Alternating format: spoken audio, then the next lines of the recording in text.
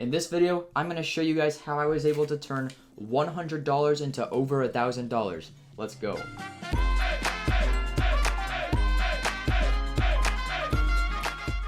What's up guys, my name is Spencer Twitchell. For those of you who don't know me, I'm really big into e-commerce, social media, marketing, and everything in that sort of space. Anyways, in this video, like I said, I'm going to show you how I was able to take $100 and 10x that return. And I'm going to show you this step by step so you can do the exact same thing. Now, I was able to turn that into $1,000 through this process called dropshipping. Now, if you've been following my channel for a while, you're going to know what dropshipping is, but in case you haven't, I'll just give you the quick little gist of it. So pretty much, you're going to be buying a product for very low and then having a store where you sell it for much higher. Once someone buys something from your store, you then go to some other supplier and fulfill the order without ever touching the product. Your supplier will ship the product directly to your customer, and then you just keep the profit.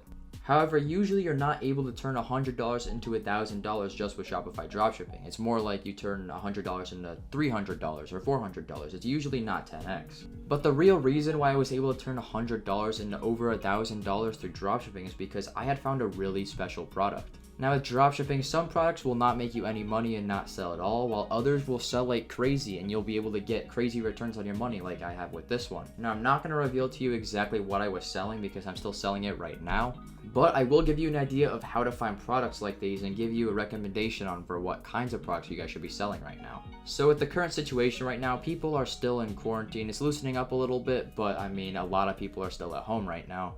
So it would make perfect sense that if people are stuck at home, you want to sell things to them that involve them being at home. So for example, you could sell them a home fitness product because they can't go to their gym. You could sell them home appliances, just anything related to their home really. And that's exactly what I'm doing with this product. It's a home product that people really enjoy, and since everyone's at home right now, the consumers are just eating it up. Well, now that you know the niche, how do you actually go out and find these products that you think are worthy enough to test and see if they'll make some money?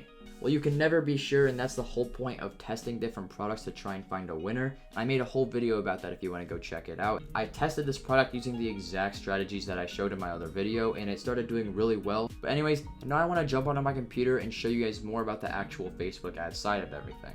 Alright guys, so now we are back on my computer, and as you can see, we spent $112 to make that $1,000 back. And let me just refresh it for you guys to just know that it's legit.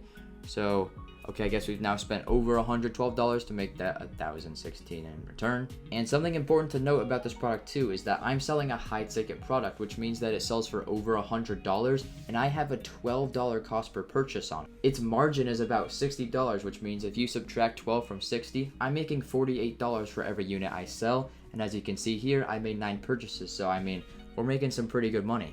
Now there's some things in this Facebook Ads Manager that I want you guys to take note of, and that my columns are a lot different than a lot of the other dropshipping YouTubers out there. All the other gurus out there are going to train you on how to upgrade your video ads so you get a better watch time or a better click-through rate, but personally, I don't really even look at those metrics. And the reason I don't look at those metrics is because it doesn't really matter for what you're trying to do. As you can see here, I have a 9 ROAS and I don't even look at those metrics at all. And the reason it works so well for me to not care about them is because if I'm getting a good ROAS like this, why would I care what my video metrics are or my photo metrics are if I'm just running a product as it is? If I know that the ad is generating me sales and is a winning ad, then why would I change the ad at all? Why would I adjust the ad to try and get my click-through rate up or try and get a better watch time? I'm just going to use the same ad the whole time. Now I can't show you the ad itself because once again, I don't want you guys to see the product, but I'm actually using a photo ad for this product. There was no need to use a video because the photo explained the product just fine, and the main point of the ad is just to show the customer exactly what the product does. And by the way, if you need video ads made for your product testing or whatever, just check the description. I have a link to Viral Ecom Ads and they'll get it done for you. But anyways, let's dive into the actual setup of this ad set. As you can see, it's just one ad set here. This isn't even at the campaign level. I'm just going to show you exactly what I did here. Now I'm going to have to blur and crop some stuff out because I don't want you guys to see what's going on inside of this ad set. But as you can see here, we selected website as our conversion event location and then are always targeting purchase. You never want to select anything different for your conversion event because if you're not selecting purchases, then you're not going to make any purchases. It's pretty self-explanatory. Now for this product, you can see that I'm doing $10 daily budgets. Typically I would do $5 daily budgets, but I decided to do 10 for this product because it's higher ticket. As you can see, we started at midnight on June 20th, and since then it has been able to rack up that much money. I can't really scroll down past that point because I realized that a lot of the information is given away in the detailed targeting and what else I'm doing on there. So let me just give you a quick rundown of what else is in the ad set. Pretty much we're targeting super broad. We are targeting worldwide. We're targeting all ages. We're targeting all genders, all languages. Everything is super broad.